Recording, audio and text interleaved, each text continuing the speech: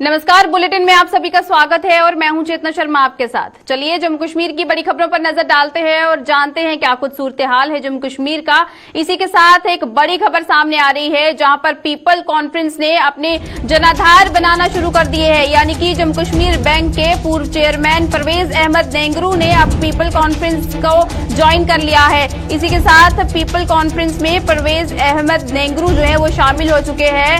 वहीं peoples conference के chairman Sajjad loan की मौजूदगी में परवेज अहमद नेंगरू ने पार्टी का दामन थामा है। जहां पर पीपल्स कॉन्फ्रेंस की बात करते हैं तो जहां पर अब अपने जनाधार ढूंढने की कोशिश में लग चुकी है, क्योंकि अगर बात करते हैं चुनावों की तो तारीख भले ही अभी घोषित नहीं की गई है, लेकिन उसके बाद भी सारी की सारी पार्टियां जो हैं वो मैदान में उतरने की पूरी तैयारी में है। इसी के साथ अब जहां पर पीपल्स कॉन्फ्रेंस की बात करते हैं तो वो भी अपनी तैयारी में जो है जुट चुका है, यानी कि अपनी कमर कसने की कोशिश की जा रही है। इसी बीच जहां पर जम्मू कश्मीर बैंक के पूर्व चेयरमैन को अब पीपल्स कॉन्फ्रेंस का हिस्सा बना लिया गया है। इस बीच यहां से अंदाजा लगाया जा सकता है कि चुनाव जो है, जिस तरह से बेशक उनकी अभी तक तारीख घोषित नहीं की गई है कि चुनाव जो है आखिर कब होंगे, लेकिन उससे पहले ही पूर्ण रूप से तमाम पार्टियां जो है ये कोशिश कर रही है कि किस तरह से अपनी पार्टियों को जो है एक तरह से इस तैयार किया जाए कि मैदान में जो है पूर्ण रूप से उतरा जा सके। चलिए अब इसी पर तमाम बातचीत करते हैं। हमारे साथ हमारे संवाददाता तजम्मुल जो है इस वक्त जुड़ चुके हैं। तजम्मुल, आपसे जानना चाहेंगे, जिस तरह से ये जम्मू कश्मीर बैंक के पूर्व चेयरमैन ने अब पीपल्स कॉन्फ्रेंस की पार्टी का दामन जो है थाम लिया है, क्या लगता है पीपल्स कॉन्फ्रेंस अब तैयारी में है? क्योंकि चुनावों की जो घोषणा है वो अभी तक तो नहीं की गई है कि आखिर चुनाव कब होंगे, लेकिन जिस तरह की तैयारी यहां पर की जा रही है, क्या लगता है कि एक तरह से जनता के सामने अब किस तरह से जो है तैयारी के साथ पीपल्स कॉन्फ्रेंस उतरने वाली है?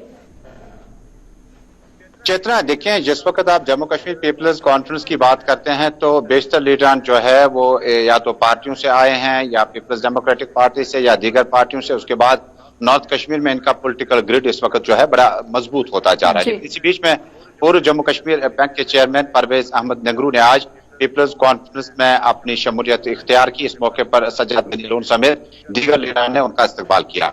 लेकिन पीपल्स कॉन्फ्रेंस का जब आप दक्षिणी कश्मीर, चूंकि परवेज अहमद नेंगरू का ताल्लुक दक्षिणी कश्मीर यानी साउथ कश्मीर से है और साउथ कश्मीर में अभी तक ज्यादा कामयाबी जो है पीपल्स कॉन्फ्रेंस के लिए लीडरान के माने में अभी तक हासिल नहीं हो पाई। लेकिन परवेज नेंगरू के आने से न सिर्फ सज्जाद गनी लोन ने कहा कि न सिर्फ ये इकोनॉमिक मॉडल जम्मू कश्मीर के लिए तामीर कर सकते हैं, बल्कि उनका जो स्ट्रक्चर और स्टेटस है उससे कहीं ना कहीं पार्टी को भी फायदा होगा और आम लोगों को भी उसका अनुभव जो है वो काम आ सकता है। वहीं दूसरी तरफ जब आप अपनी पार्टी की बात करते हैं तो वहां पर भी लगातार ज्वाइनिंग, हालांकि दक्षिणी कश्मीर, नॉर्थ कश्मीर, बाकी इलाकों से हो रही है, लेकिन वहीं दूसरी तरफ नेशनल कॉन्फ्रेंस और पीपल्स डेमोक्रेटिक पार्टी जो है इस वक्त अपने ही जो उनके हमदर्द सिपाही हैं, साथ साथ हैं, उनके साथ चल रहे हैं। लेकिन जिस वक्त दूसरी पार्टियों में इस तरह के इंटेलेक्चुअल जाने लगे, हालांकि परवेज अहमद नेंगरू को जो साबिक मुख्यमंत्री महबूबा मुफ्ती और बीजेपी के दौर में अपॉइंटमेंट्स, रिक्रूटमेंट्स और कुछ मामला हुए हैं, उसके बाद कई बार उन्हें छापामारी भी हुई, उसके कई बार गिरफ्तार भी किए गए, लेकिन उसके बाद उन्होंने पीपल्स कॉन्फ्रेंस में शमूलियत इख्तियार की। यकीनन पीपल्स कॉन्फ्रेंस आने वाले विधानसभा और संसद के इलेक्शन जो है उसकी तैयारियों में लगी हुई है और यानी कि तजम्मुल, एक तरह से अब पीपल्स कॉन्फ्रेंस जो है चुनावी मैदान में उतरने के लिए कड़ी रणनीतियां बना रही है, जिस पर अपने प्रतिनिधि जो है इस तरह से चुने जा रहे हैं कि कौन कौन से ऐसे प्रतिनिधि हो सकते हैं जो उनके लिए वोट बैंक का काम कर सकते हैं और आम जनता जो है उनके साथ ज्यादा से ज्यादा संपर्क कर सकती है। देखिए, जब आप इलेक्टोरल पॉलिटिक्स की बात करते हैं तो फिलहाल जम्मू कश्मीर में आसार जो हैं वो थोड़े दूर दूर से भी नजर नहीं आ रहे हैं कि हो सकता है कि डिलिमिटेशन कमीशन अपनी रिपोर्ट पब्लिक डोमेन में आने के बाद कितना वक्त और लग सकता है, उसके बाद हदबदी कमीशन में किस तरह से सीटों का जो कहीं ना कहीं उनका एडजस्टमेंट किया गया होगा, किस तरह से होगा, वो आने वाले कल में है। लेकिन अभी से तमाम पार्टियां, महबूबा मुफ्ती अभी जम्मू, खिता पीर पंचाल और जम्मू का दौरा कर चुके हैं, अल्ताफ बुखारी किश्तवाड़ वगैरह का दौरा कर चुके हैं, नेशनल कॉन्फ्रेंस के लीडरान अभी पार्टी इलेक्शन में लगे हुए हैं और डिस्ट्रिक्ट प्रेसिडेंट, ब्लॉक प्रेसिडेंट बनाने में लगे हुए हैं और बीजेपी और अपनी तरफ से बड़ी कोशिश जारी है। दूसरी तरफ 70 मिनिस्टर जो कैबिनेट के हैं वो जम्मू कश्मीर का रुख कर चुके हैं।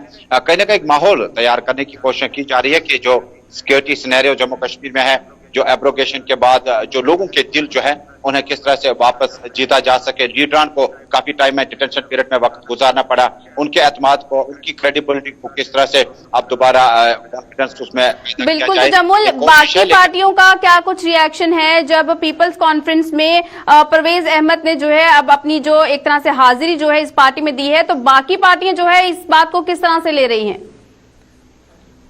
देखिए, पार्टियां, पीपल्स कॉन्फ्रेंस का ये कंसर्न है, उसमें दीगर पार्टियां जो है उनका ज्यादा कंसर्न नहीं है, क्योंकि अगर आप नेशनल कॉन्फ्रेंस पीटीपी की बात करें, एक नेता के आने के बाद पहले उसका कॉन्स्टिट्यूंसी इलेक्टोरल वार्ड देखना होगा, क्योंकि उनके ऑलरेडी वहां पर जो उनके नुमाइंदे हैं वहां पर मौजूद हैं, और इसी तरह से जो ऑप्शन इनके पास पीपल्स कॉन्फ्रेंस का था या कोई दूसरा पार्टी का लीडर अपने लिए इंतखाब कर सकता है।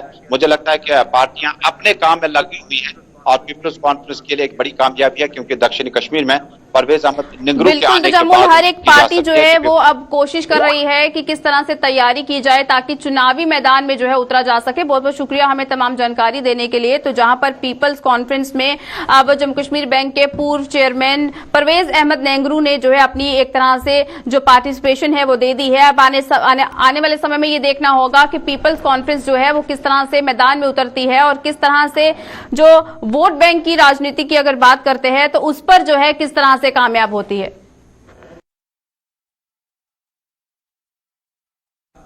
तो चलिए इसी के साथ अब रुक करते हैं अगली खबर की ओर और जहां जम्मू की बात करते हैं तो महाराजा हरि सिंह का जन्मदिवस जो है आज बड़ी ही धूमधाम से मनाया जा रहा है। इसी बीच महाराजा के जन्मदिवस पर अवकाश का वादा पूरा न करने वाली भाजपा का डैमेज कंट्रोल जो है यहां पर किया गया है। आपको बता दें कि भाजपा ने जम्मू मुख्यालय में स्थापित की है अब महाराजा हरि सिंह की प्रतिमा और इसके बाद सरकारी अवकाश की, जहां पर कई ऐसे संगठन हैं जो मांग कर रहे थे।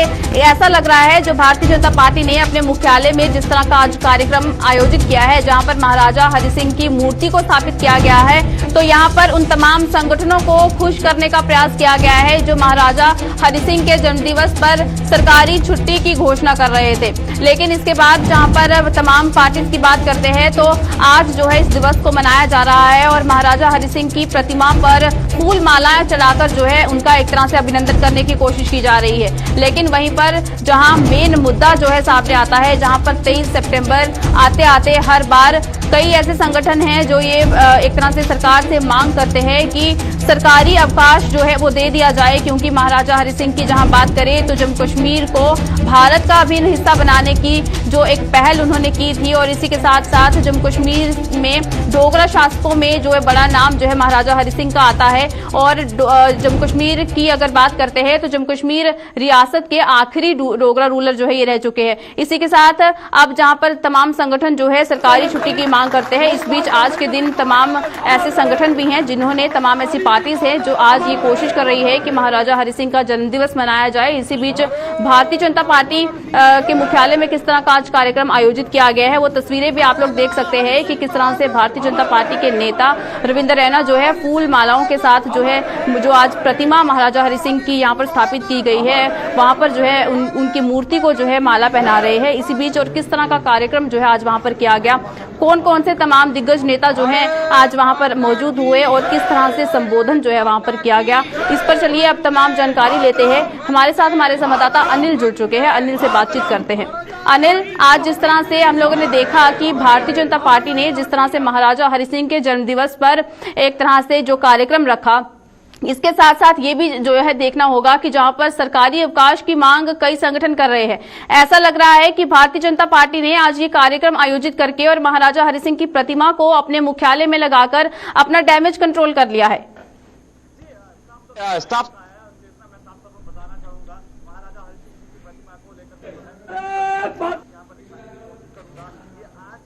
पर जो है डोनेट की गई है रविंदर जी जो है जो पूरी तरह से आप बेहतर जानते हैं वो प्रतिमाएं आज से नहीं काफी समय से जो है बनाते हुए नजर आ रहे हैं। महाराजा गुलाब सिंह की हो, महाराजा हरि सिंह की हो, लगातार काफी समय से बनाते हुए नजर आ रहे थे। वहीं पर उन्होंने आज महाराजा हरि सिंह जी की जो मूर्ति है वो भाजपा कार्यालय को डोनेट की गई थी और अपनी तरफ से डोनेट की गई थी। और अब आपने ये सवाल किया कि महाराजा हरि सिंह जी की छुट्टी को लेकर पूरी तरह से जो है भाजपा सरकार अभी तक जो है विफल दिखती हुई नजर आ रही है और काफी ज्यादा जनता के बीच और ये कयास लगाया कि भाजपा की तरफ से जो है जब सत्ता में आएगी तो ये था कि कहीं ना कहीं भाजपा जो है महाराजा हरि सिंह जी की जो छुट्टी है 23 सितंबर की वो घोषित करेंगे, मगर अभी तक जो है पूरी तरह से वो साफ तौर पर करते हुए नजर नहीं आए हैं। हालांकि उन्होंने ये साफ तौर पर जरूर कहा है कि वो 26 अक्टूबर जो विलय दिवस है उसके रूप में मनाते हुए नजर आएंगे। और कहना कि भाजपा के रविंद्र रैना जो प्रदेश अध्यक्ष हैं वो कुछ समय पहले यहाँ पर संबोधित करते हुए नजर आ रहे थे और उन्होंने पूरी तरह से महाराजा हरि सिंह की प्रतिमा के बारे में जो है एक पूरी कहानी में उन्होंने विस्तार से बताने का प्रयास किया।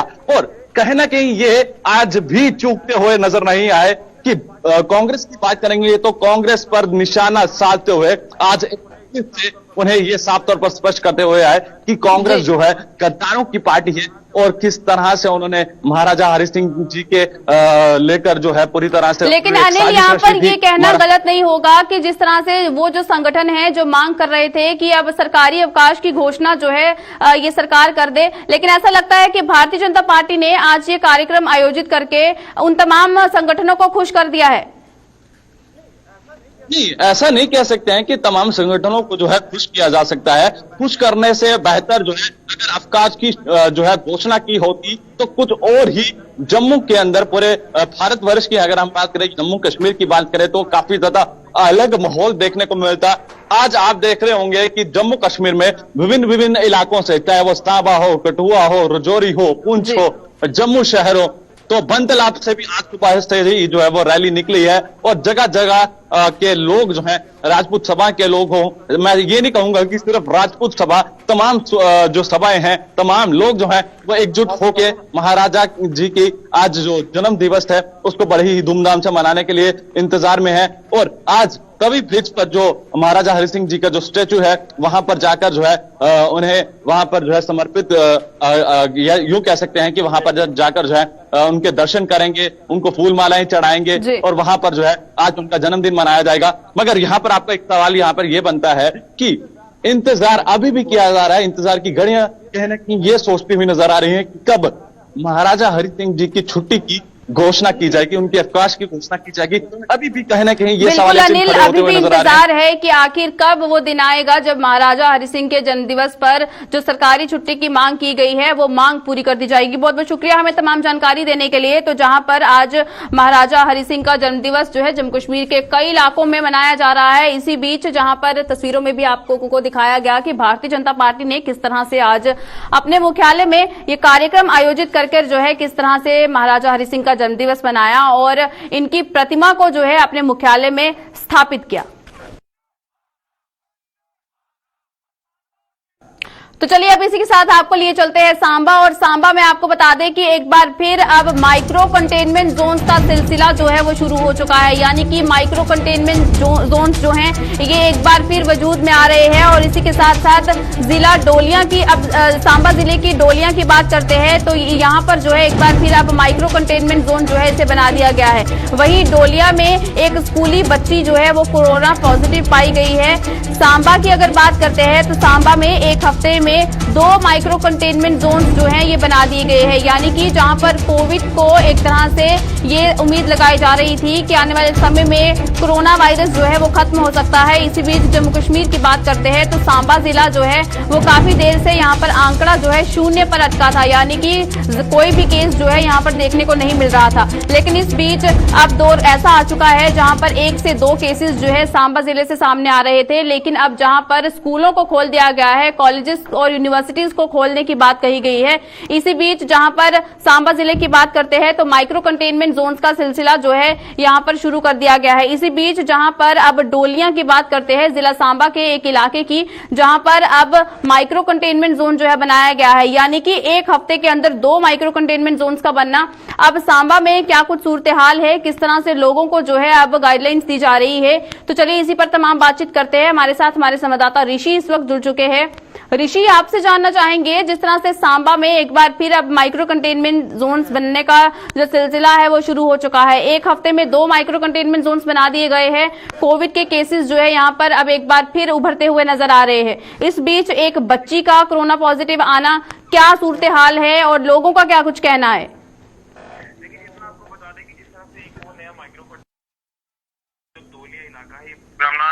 इलाके में पड़ता है और इसको अब माइक्रो कंटेनमेंट जोन बनाया गया, क्योंकि यहाँ से एक बच्ची जो है वो स्कूल पढ़ने वाली वो पॉजिटिव आई है। और जिस तरह से पहले आपने देखा कि जब कोविड पीक पर था तो उस समय अगर एक इलाके से अगर 5 से 6 केसेस सामने आते थे तो तभी उस इलाके को माइक्रो कंटेनमेंट जोन बनाया जाता था। लेकिन प्रशासन का साफ तौर पर कहना है कि किसी तरह का कोई रिस्क नहीं लिया जाएगा, क्योंकि देश के अन्य हिस्सों में जो डेल्टा वेरिएंट जो वो देखा जा रहा है और उसी को देखते हुए प्रशासन रिस्क नहीं लेना चाहता। और चाहे एक मामला किसी कम्युनिटी से माफ कीजिए किसी इलाके से सामने आता है या किसी भी एरिया से कोई भी एक मामला 2 मामले सामने आते हैं तो उस इलाके को लेकिन ऋषि, यहाँ पर ये समझना भी जरूरी है कि जिस तरह से आपने बताया कि प्रशासन का अब कहना है कि रिस्क जो है वो नहीं लिया जा सकता है, लेकिन जहाँ पर स्कूल्स और कॉलेजेस को फिजिकल मोड से स्टार्ट करने की बात करें तो जहाँ पर एक बच्ची जो है अब कोविड पॉजिटिव पाई गई है, यहाँ पर क्या प्रशासन ये कह रहा है कि अब किस तरह से जो उन्होंने फैसला लिया था क्या उसमें ही कोई गड़बड़ी थी?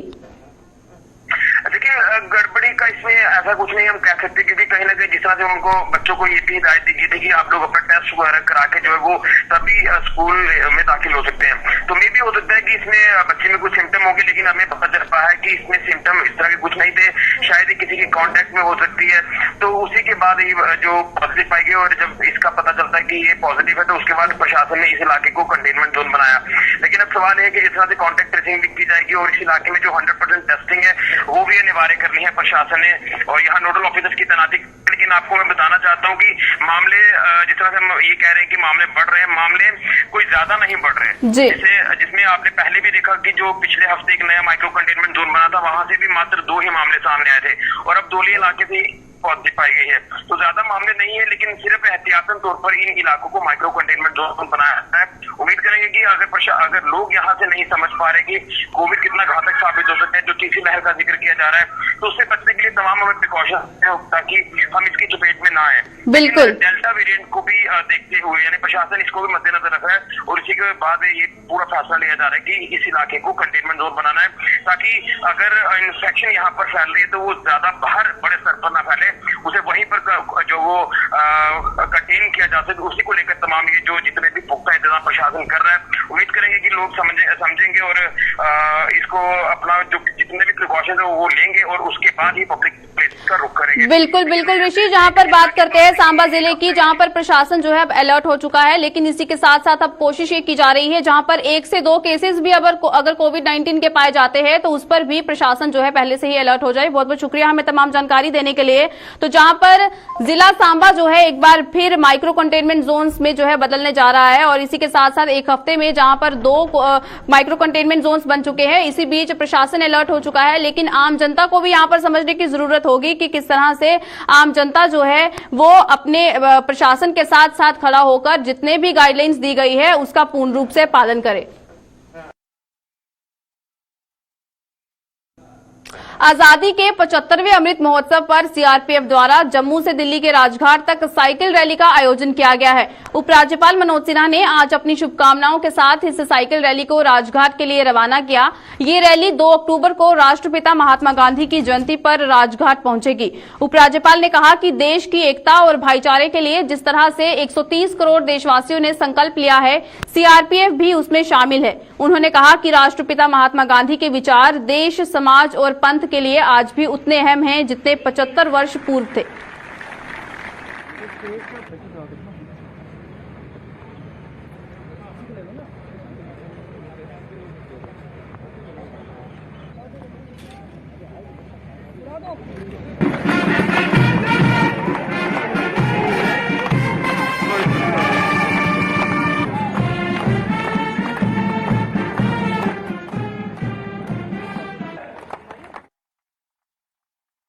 देश के सभी 130 करोड़ हिंदुस्तानियों ने आपसी भाईचारे को मजबूत कर प्रगति के पथ पर आगे बढ़ने का जो संकल्प लिया है, उसी क्रम में सीआरपीएफ ने भी इस पूरे कार्यक्रम में अपना एक विशिष्ट योगदान देने का फैसला किया है। मुझे प्रसन्नता है कि 2 अक्टूबर को बापू की जन्म जयंती पर केंद्रीय रिजर्व पुलिस बल के जवानों की 4 साइकिल रैलियां एक साथ राजघाट पहुंचेंगी। मुझे यकीन है कि बापू के स्मृति स्थल से आपके प्रयास पूरे देश में मानव सेवा, जन सुरक्षा और अच्छे कर्मों की भावना जन जन तक पहुंचाएंगे। साथियों, बापू के विचार सभी राष्ट्र, समाज और पंथ के लिए उतने ही प्रासंगिक हैं आज भी जितने 75 साल पहले थे।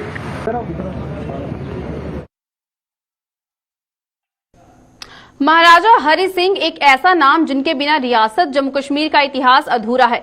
स्वतंत्र और मॉडर्न विचारों के मालिक महाराजा हरि सिंह के योगदान को बेशक मौजूदा दौर की सरकार और आवाम भूल चुकी हो, लेकिन इतिहास गवाह है कि महाराजा हरि सिंह ने अपने शासनकाल के दौरान समाज सुधार के लिए कई क्रांतिकारी कार्य किए। आज महाराजा हरि सिंह का 126वां जन्मदिन है। जेके चैनल की ओर से जम्मू कश्मीर में विकास का नया दौर शुरू करने वाले इस महाराजा को भावभीनी श्रद्धांजलि।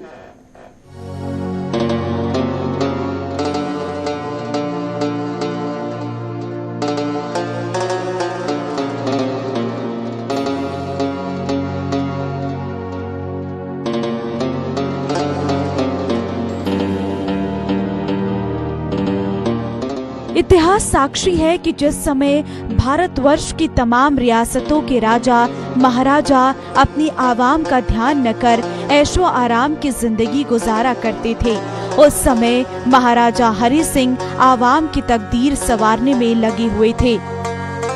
एक राजा नहीं बल्कि एक समाज सुधार के रूप में राज करने वाले महाराजा हरि सिंह का जन्म 23 सितंबर 1895 को राजा अमर सिंह के घर जम्मू में हुआ। महाराजा हरि सिंह की माता का संबंध भतियाल वंश से था। महाराजा हरि सिंह जब करीब 6 साल के हुए तो उनके पिता राजा अमर सिंह का देहांत हो गया। पिता का साया सर से उठ जाने के बाद उनकी पढ़ाई लिखाई का जिम्मा ब्रिटिश सरकार ने अपने हाथों में ले लिया और मेजर H.K. बरार को इनका संरक्षक नियुक्त किया गया।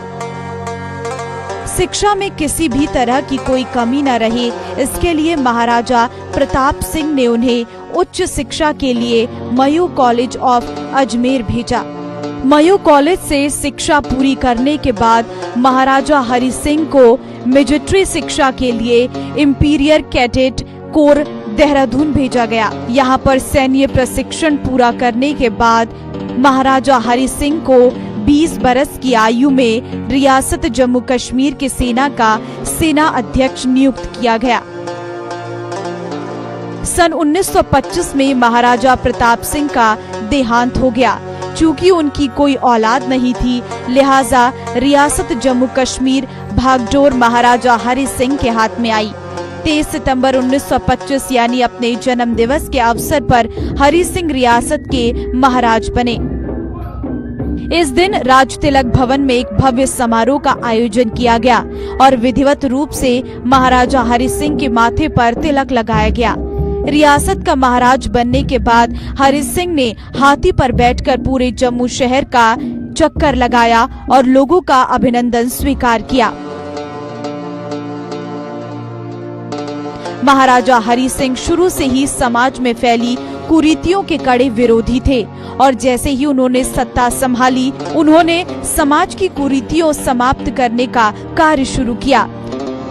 महाराजा हरि सिंह ने पहला क्रांतिकारी कार्य करते हुए सदियों पुरानी समाज की छुआछूत को समाप्त करते हुए 1926 में अपनी महारानी के साथ लेकर हरिजन कन्याओं के साथ मंदिर में पूजा अर्चना कर दलितों का मंदिर प्रवेश आरंभ करवाया। इसी साल महाराजा हरि सिंह ने किसानों को जमीन का महफूज गुजारा घोषित किया। 1927 में महाराजा हरि सिंह ने स्कॉलरशिप सिलेक्शन बोर्ड का गठन किया। इसी साल उन्होंने आज की रियासत की सबसे बड़ी राजनीति मुद्दे बने स्टेट सब्जेक्ट एक्ट को लागू किया। महाराजा ने 1927 में ही रिक्रूटमेंट बोर्ड का भी गठन किया। यही नहीं, इसी साल महाराजा हरि सिंह ने न्याय व्यवस्था को ठीक करते हुए रियासत में उच्च न्यायालय की भी स्थापना की। 1928 में महाराजा हरि सिंह ने बाल विवाह पर प्रतिबंध लगा दिया। साल 1931 में उन्होंने गोल मेज कॉन्फ्रेंस में भारत की स्वतंत्रता की वकालत की। किसानों के हित के महाराजा हरि सिंह ने साल 1933 में एग्रीकल्चर एक्ट पास किया। समाज सुधार करते हुए उन्होंने 1933 में सती प्रथा को समाप्त किया करने के साथ ही एक क्रांतिकारी फैसला करते हुए विधवाओं को दूसरी शादी करने की आज्ञा दी। यही नहीं, महाराजा हरि सिंह एक और ऐतिहासिक फैसला करते हुए कन्या वध पर रोक लगा दी। उन्होंने 1933 में राजपूत बिरादरी में ऊंच नीच और भेदभाव को भी खत्म किया। इसी साल महाराजा हरि सिंह ने भविष्य को भांपते हुए राजपूत बिरादरी को कृषि की ओर आकर्षित करने के लिए स्वयं हल चलाकर संदेश देने का प्रयास किया। बदलते समय को देखते हुए महाराजा हरि सिंह ने रियासत जम्मू कश्मीर में लोकतांत्रिक प्रक्रिया का शुभारंभ करते हुए 1934 में प्रथम विधानसभा स्थापित की, जिसे प्रजा सभा का नाम दिया गया। रियासत के पढ़े लिखे युवाओं को रोजगार उपलब्ध करवाने के मकसद से महाराजा हरि सिंह ने स्टेट पब्लिक सर्विस कमीशन का गठन किया। इसी साल महाराजा हरि सिंह ने रियासत के पहले बिजली घर का निर्माण कार्य भी शुरू किया। रियासत को विकास की नई ऊंचाइयों पर ले जाने के उद्देश्य से महाराजा हरि सिंह ने 1940 में कश्मीर और जम्मू के मीरा साहिब में गंदा, बिरोजा और साथ साथ विल्मो फैक्ट्री खोली। 1945 में उन्होंने RS पुरा में चीनी मिल का निर्माण किया। रियासत की जनता को स्वास्थ्य सुविधाएं उपलब्ध करवाने के लिए महाराजा हरि सिंह ने 1940 में जम्मू और कश्मीर में 2 बड़े अस्पतालों का निर्माण करवाया। 1945 में उन्होंने प्रजा सभा के चुनाव करवाया, जिसमें चुने 40 सदस्यों में से 2 सदस्यों को मंत्री नियुक्त किया। रियासत में इलेक्ट्रॉनिक मीडिया की शुरुआत करते हुए महाराजा हरि सिंह 31 दिसंबर 1947 में रेडियो कश्मीर जम्मू की शुरुआत की और इसका पहला प्रसारण महाराजा हरि सिंह और महारानी तारा द्वारा किया गया। इसके अलावा महाराजा हरि सिंह ने रियासत में शिक्षा का स्तर को ऊंचा करने के लिए कई स्कूलों का निर्माण करवाया। इसके साथ साथ जनता की सुविधा के लिए कई नए विभागों का गठन भी किया। समाज सुधार और रियासत के लोगों की एक नई दिशा देखने वाले महाराजा हरि सिंह के साथ न तो इतिहासकारों ने न्याय किया और न ही आधुनिक दौर की सरकारों ने।